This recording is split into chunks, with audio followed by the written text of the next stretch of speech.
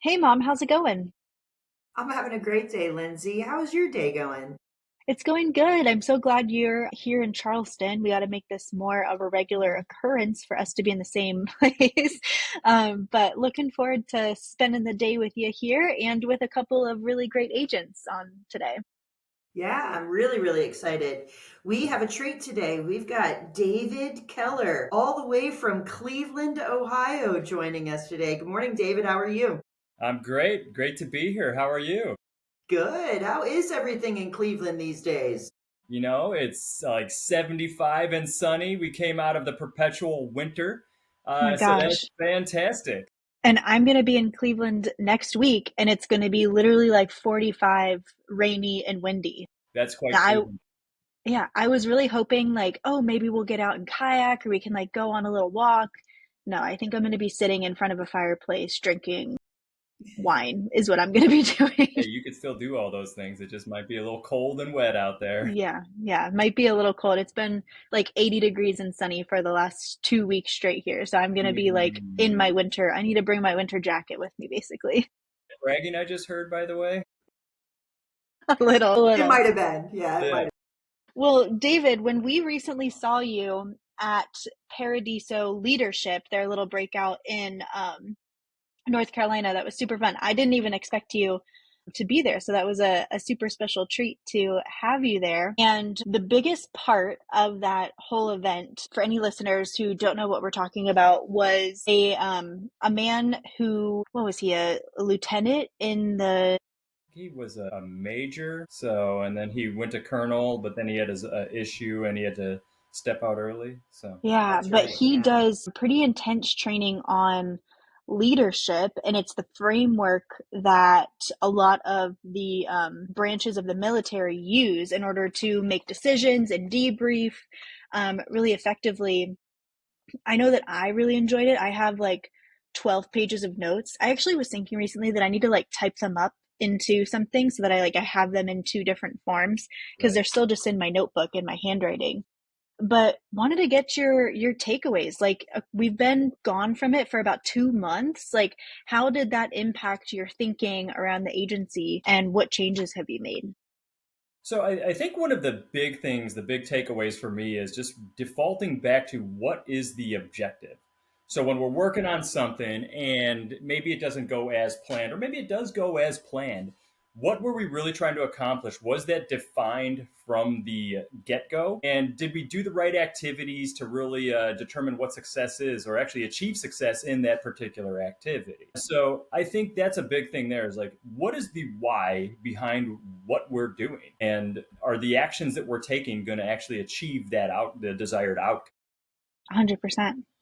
I think that was one of my biggest takeaways too. I've actually found myself quoting him when, even with clients that we work with, if they're hiring us for a speaking engagement or just even on like team meetings, I find myself saying, if someone says, hey, we'll do this and we'll debrief after, I pause the conversation. I say, hey, that's awesome. I really would, look forward to debriefing with you. But before we even go into the situation, can we outline what does success look like? Because success to me might be completely different to you. And if I've never been in the room and you're hiring us to come speak, I have no idea what success looks like. That it's a black box to me. So let's kind of put some pen on paper so I know a little bit in the moment, can I pivot and make it more successful or not? And not just find out after. So that was setting like the intention for what it's going to be was really important to me. And I like how you really said debrief on what success looks like, because oftentimes I feel like we defer to the negative, we defer to the bad. It's like, oh, this issue happened. Let's go ahead and do a debrief, an after action report on what were the steps that caused this issue to occur. Instead of saying, you know what, we won. We had some success here. What did we do to achieve that success? How can we replicate that? So I think that's a really important point that you laid out there. So, hey, Linz, when I listen to Cujo, 100%, you got to know where you're headed and what success looks like, no doubt. But I think the biggest thing for me when I left that room was how we all jump to fill in the gaps of what is missing in the information that we have and being self-aware of how quickly we all jumped to human nature is to jump to conclusions rather than actually ask the questions. And he did it, and he demonstrated that in multiple ways to us, which was really impactful. So it makes you hit your own pause button and say, hold on a minute. We actually need to approach this in a way that doesn't like draw judgment. Instead, you seek to get clarity, which was really impactful. Nobody wants to believe that they jump to conclusions, but every single one of us Everyone jump to does. conclusions. Yeah. Well, and Carrie, to that, the idea of psychological safety. Yeah. So we can really get those thoughts out there and get that stuff out there and just be in an environment of safety where it's like, hey, I messed this up and I know that you're not going to come down on me and say, okay, let's really unpack that. What were the things that led to this? So I think that idea of psychological safety is something that business owners, leaders just need to incorporate when they're just communicating with their team regularly. Yeah. Yeah.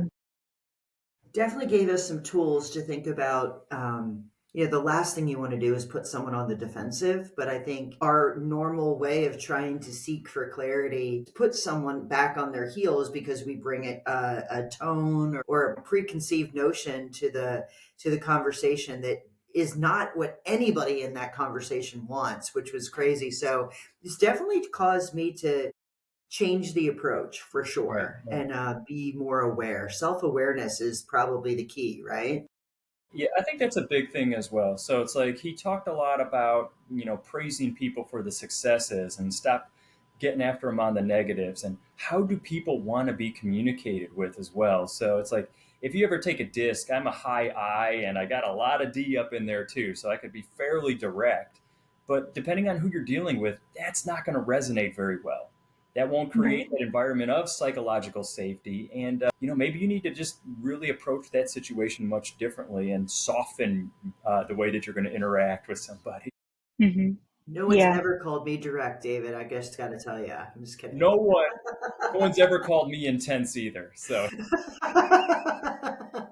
That's some funny stuff. I love it. So, David, looking back at Cujo, when you were reflecting on it, were there any situations within the agency? I mean, you've been leading the agency for how long now? 15 years. Okay, so 15 years. Were there any situations looking back that you were like, wow, if I would have had this training, I would have approached this differently, or I could have, influenced this outcome to be different? So I'll take us back to the early days. So when I started the agency, we did it organically. We didn't have a lot. We didn't work with an aggregator, so we got a lot of just various carriers via direct appointments, and we started to plug in whatever we could find that would fit. And we stumbled into truck insurance, and here you could find these massive accounts that were very, very easy to get. But that being said, we didn't have standards. We didn't have the objective in place in order to really find out what is it we're actually trying to accomplish with this. Mm, Our idea was let's go get big accounts, big premium. And what happened with that is without clarity in what the real objective is, right quality business that's going to be with you long term, what's the total lifetime value of a client? That was something that we did not really evaluate when we were approaching this segment here, and mm, it bit us. So we spent a lot of money on purchasing leads, acquiring lead lists, staffing because it's a heavy service area, and ultimately it was very unprofitable. So all of our good stuff, the construction classes, the personal insurance, those types of classes of business, the revenue from that was subsidizing the losses in the trucking book of business. So we had to really step back and detach from that and start to clean that up. So when you take a look at what we learned in the program, it's like really get hyper clear. What is the objective? What are we trying to achieve when we're doing this stuff? Well, lifetime value of a client is very meaningful. So we don't want to have transient customers. And you can build a quality truck book. There's a lot of great trucking agencies out there that have done that.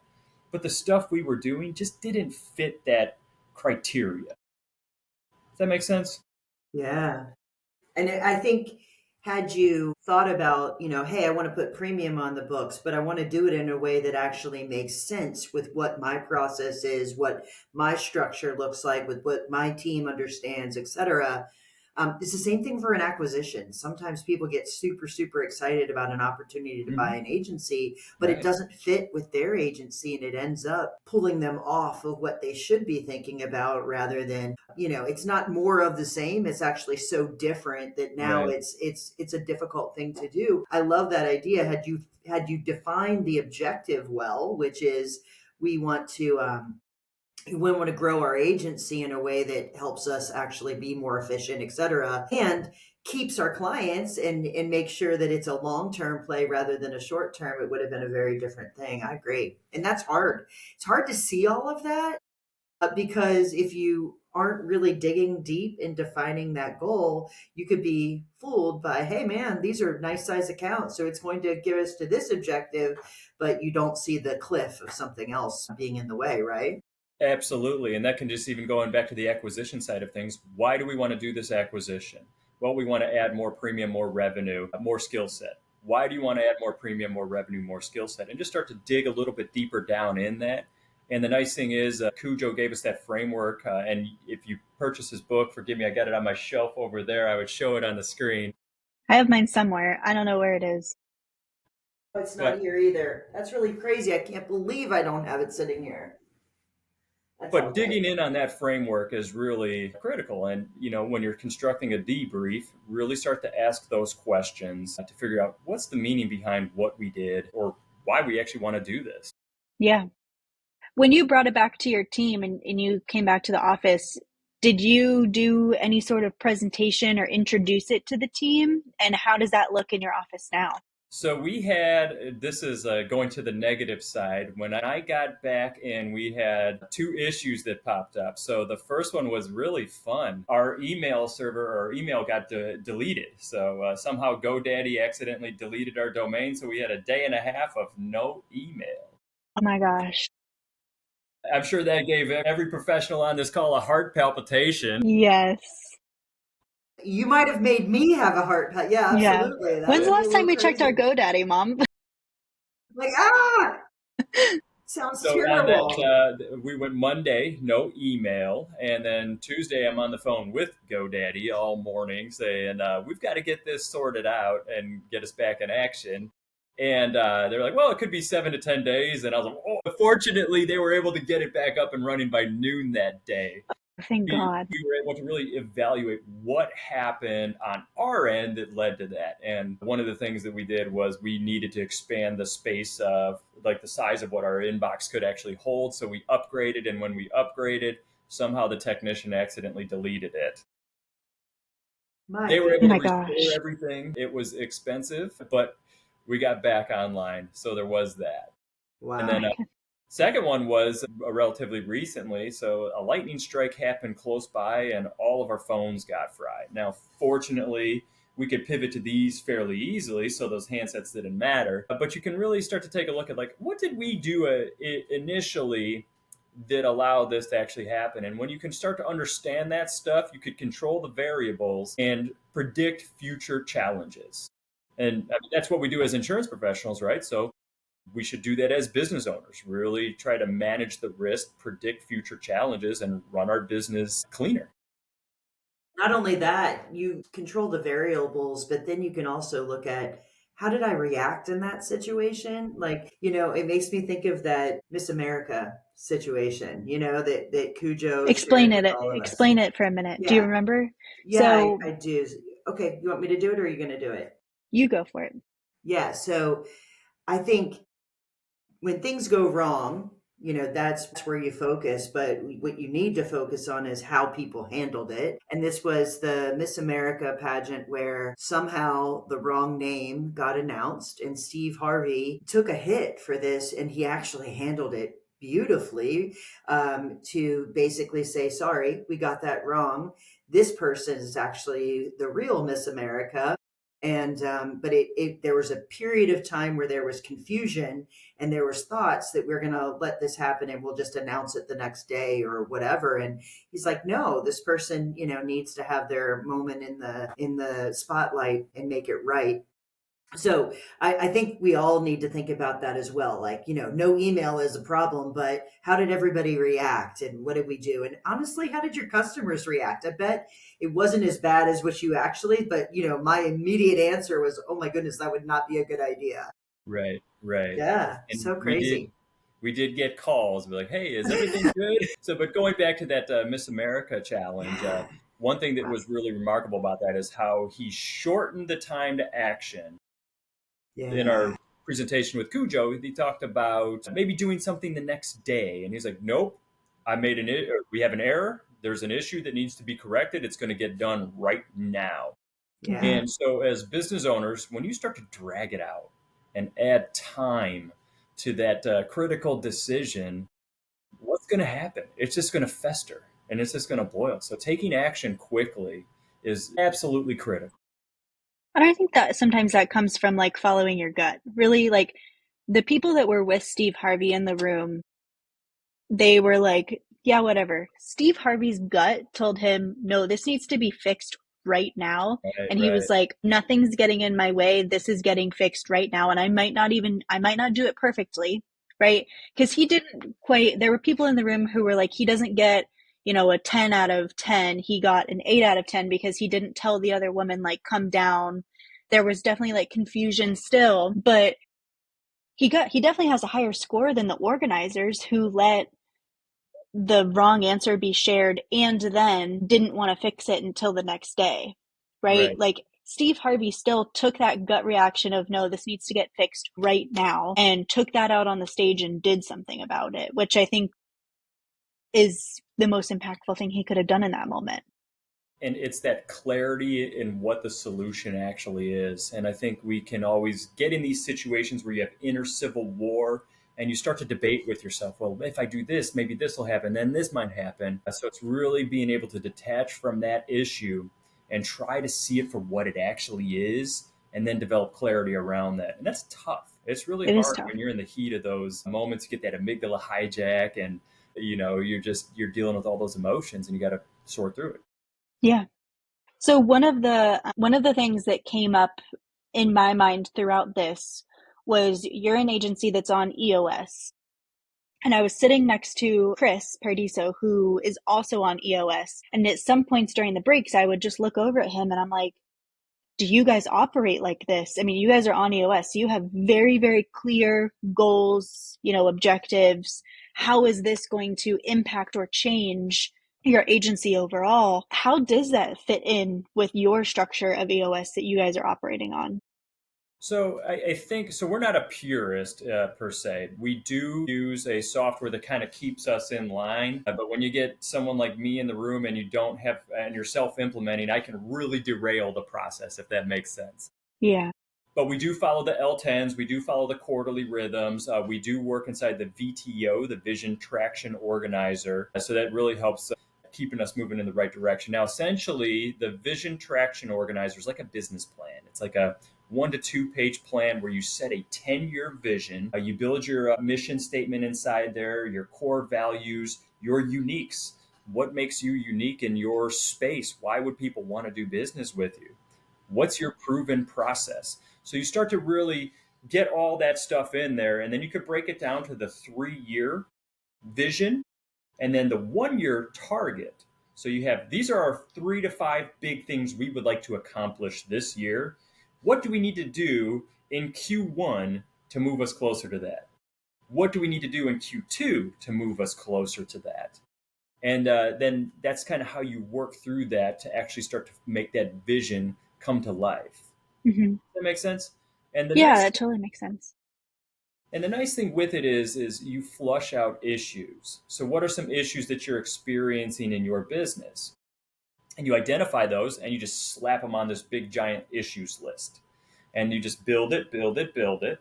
And then every single week, you have an opportunity to tackle one of those. So you do your level 10 meeting and you identify an issue, discuss the issue, solve the issue. So going back to the phone situation, identify the issue. What happened here where our phones went down? What do we need to do to basically solve this problem so it doesn't happen going forward, right? Yeah. So Yeah. and it's kind of like building in that debrief. You can do the debrief in IDS, identify, discuss, solve, to really help move you towards a resolution and clean those things up, hopefully permanently.